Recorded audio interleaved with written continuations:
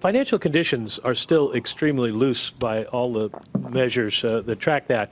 The flow of funds shows a decline in short-term borrowing other than in treasuries. So I'm wondering if that suggests a change in the way Fed tightening affects the economy. And along those lines, you mentioned that you dropped the word accommodative doesn't suggest a change in policy. But if you're dropping forward guidance in terms of accommodative, does the dot plot really serve any purpose anymore if, as you say, you can't be confident out to 2021 what's going to happen with the economy?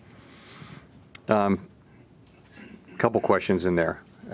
So the dot plot, I mean, it's not new. I don't think it's a new point that forecasts 2 and 3 hours out, 2 or 3 years out are fairly uncertain.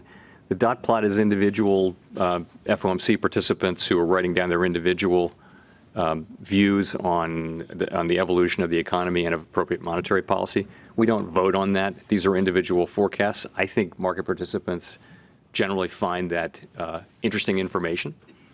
And so it seems to me to be serving a purpose. I think the point with accommodative was that its useful life was over. You know, we put that in the statement in 2015, just when we lifted off, and the idea was to provide assurance that we weren't trying to slow down the economy, but that in fact we were still, interest rates were still going to be pushing to support economic activity. Well, that, you know, that purpose has been well served, and the language now doesn't really say anything that's important to the way the committee is thinking about policy going forward. That's why that came out.